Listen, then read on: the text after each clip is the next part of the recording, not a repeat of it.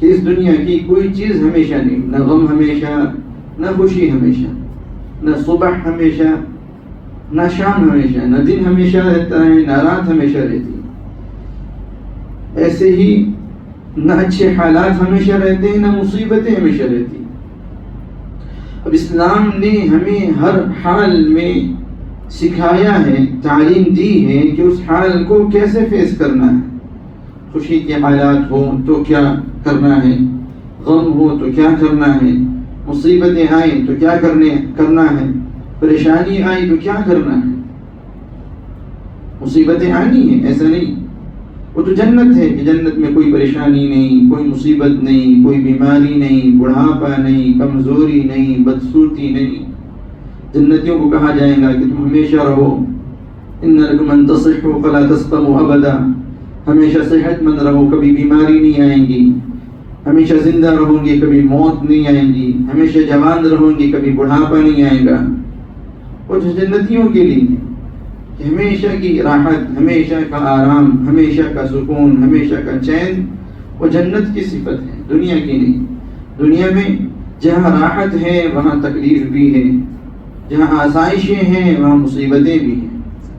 اب مصیبتیں آئیں تو کیا کرنا چاہیے؟ اس سلسلے میں اسلام ہمیں یہ سکھاتا ہے، قرآن کریم یہ سکھاتا ہے، اللہ تبارک و تعالیٰ کا ارشاد ہے، یا ایھا الذین آمنوا استعینوا بالصبر والصلاۃ ان اللہ مع الصابرین۔ میرے بزرگوں، مصیبتوں کو فیس کرنے کے دو طریقے ہیں۔ ایک طریقہ تو یہ ہے کہ جب بھی کوئی پریشانی آئے تو انسان ظاہری سبب کی طرف متوجہ ہو، ظاہری وسیلے کی طرف متوجہ ہو۔ بیماری آئی، ڈاکٹر کے پاس جانا ہے، کسی طرح کا کسی مقدمے کے اندر پھنس گیا، کوئی وکیل کرنا ہے، کوئی لائر کرنا ہے، تو ظاہری اسباب و وسائل کی طرف متوجہ ہونا غلط نہیں ہے، اس کی گنجائش ہے، بلکہ اسلام اس سلسلے میں بھی رہنمائی کرتا ہے۔ اسلام یہ نہیں کہتا کہ اسباب و وسائل کو ترک کر دیا جائے۔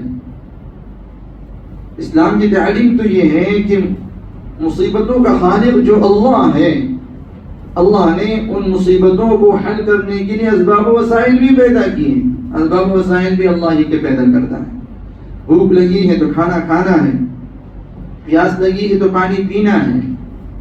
اسلام یہ نہیں سکھاتا کہ بھوک لگی ہے کھانا نہ کھاؤ، دعا کرتے بیٹھ جاؤ اللہ پیٹ بھر دے، اللہ پیٹ بھر دے۔ یہ نہیں سکھاتا کہ پیاس لگی ہے تو پانی نہ پیو، پانی ترک کر دو اور اللہ سے دعا کرو کہ اللہ تعالیٰ پیاس بجھا دے۔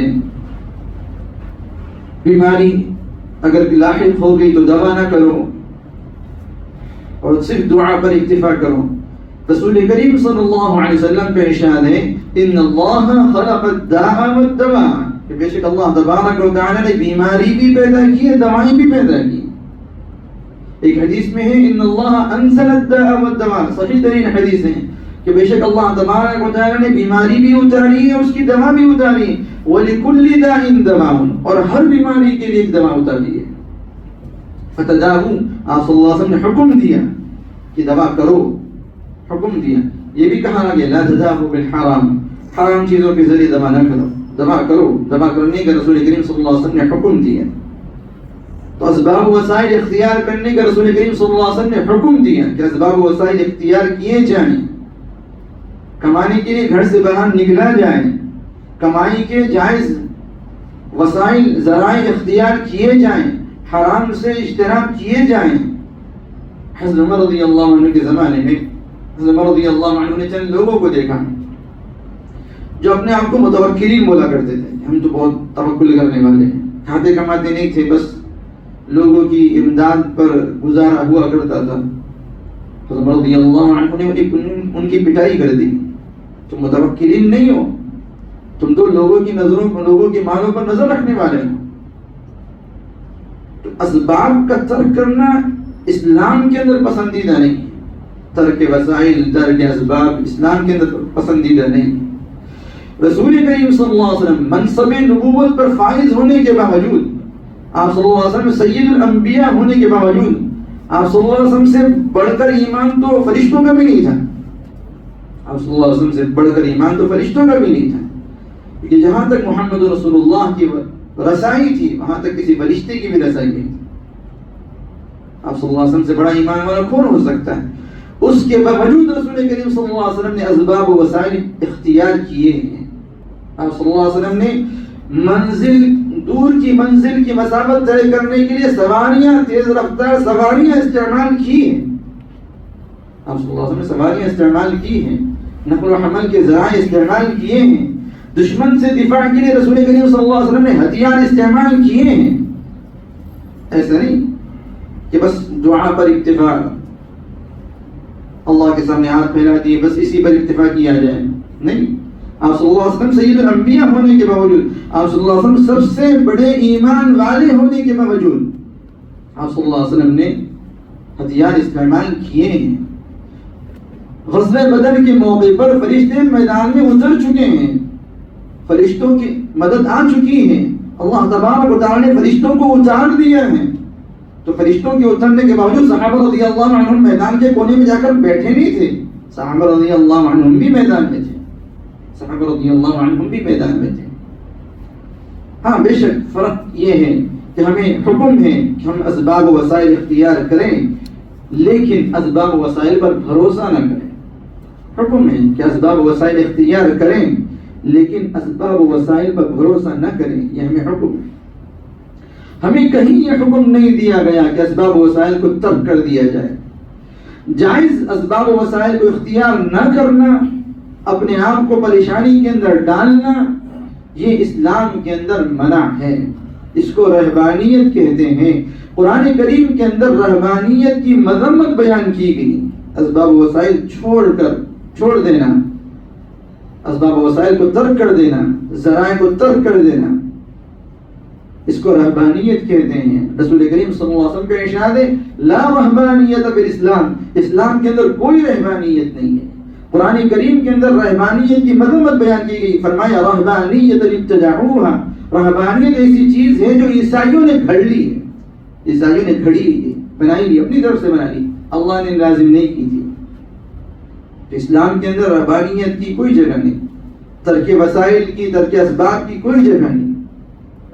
اسلام تو اسباب کو اختیار کرنے کا حکم دیتا ہے، جیسے کہ آپ صلی اللہ علیہ وسلم کا ارشاد ان اللہ انزل الداء والدواء، ایک روایت میں ان اللہ خلق الداء والدواء، اللہ نے دوا بھی پیدا کی، اللہ نے بیماری بھی پیدا کی، فتداؤوا، دوا استعمال کرو، دوا استعمال کرو۔ جہاں رسول کریم صلی اللہ علیہ وسلم نے یہ فرمایا داؤوا مرضاکم بالصدقہ، اپنے بیماروں کا صدقے کے ذریعے علاج کرو، وہاں رسول کریم صلی اللہ علیہ وسلم نے دوا کے استعمال کا حکم بھی دیا، دوا کے استعمال کا حکم بھی دیا۔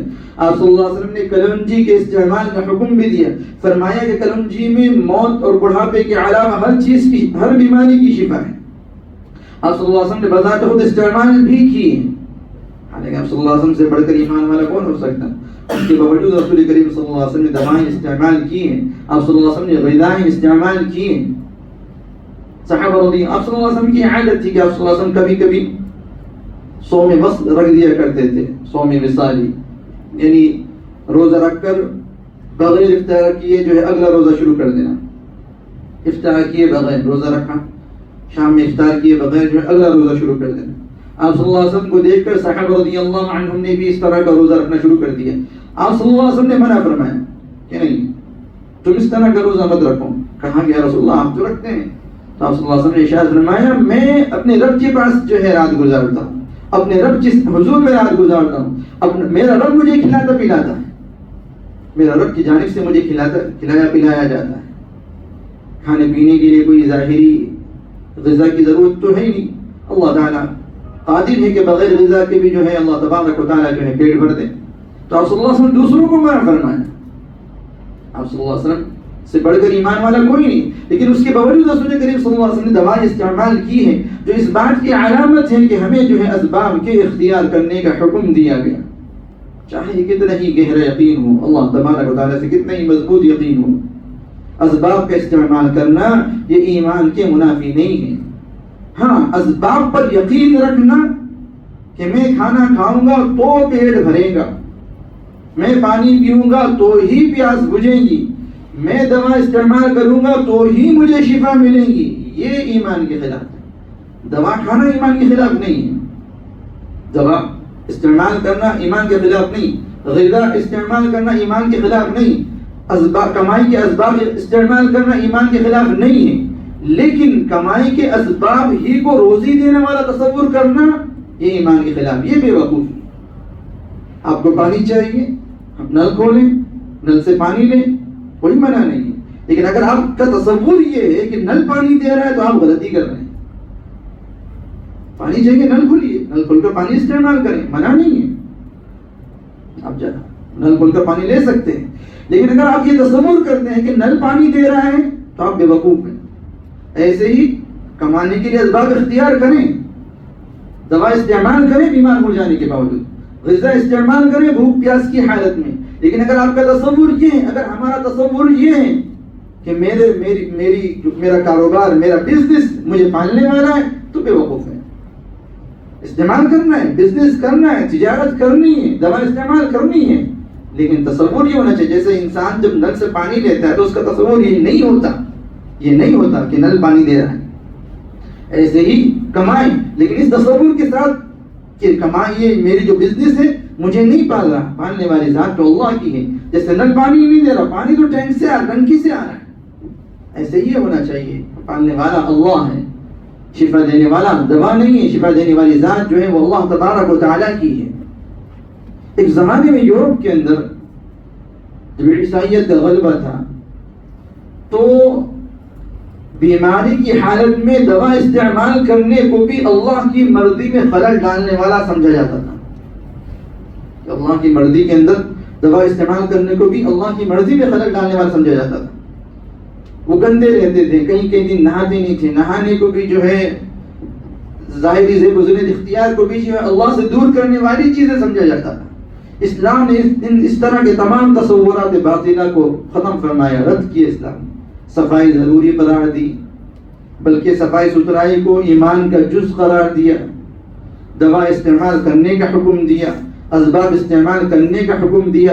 ترک اسباب کی قرآن کریم نے مذمت بیان کی. خود محمد رسول اللہ صلی اللہ علیہ وسلم کے ذریعے سے اسباب استعمال کروائے گئے، حالانکہ آپ صلی اللہ علیہ وسلم کی ذات تو وہ ہے کہ آپ صلی اللہ علیہ وسلم کی انگلیوں سے اللہ تبارک و تعالیٰ نے پانی جاری کیا. آپ صلی اللہ علیہ وسلم کی انگلیوں سے بطور معجزے کے اللہ تبارک و تعالیٰ نے پانی جاری کیا. آپ صلی اللہ علیہ وسلم کی تھوک سے اللہ تبارک و تعالیٰ نے کڑوے کنووں کو میٹھا کر دیا. آپ صلی اللہ علیہ وسلم کی شخصیت تو اتنی اونچی ہے. غزوہ خندق کے موقع پر سارے صحابہ بھوک سے بیتاب ہیں. حضرت جابر رضی اللہ عنہ کے گھر میں ایک بکری کا بچہ ہے چھوٹا سا. وہ آپ صلی اللہ علیہ وسلم کو دعوت دیتے ہیں اور کہتے ہیں یا رسول اللہ آپ کے ساتھ جو ایک دو لوگ ہیں ان کو لے آئیے. آپ صلی اللہ علیہ وسلم پورے لشکر کو بلا لیتے ہیں، پورے مسلمانوں کا لشکر، سب کو دعوت دے دیتے ہیں. اور جابر رضی اللہ عنہ سے کہتے ہیں جب تک میں نہ آؤں ہانڈی کو چولہے سے نہیں ہٹانا.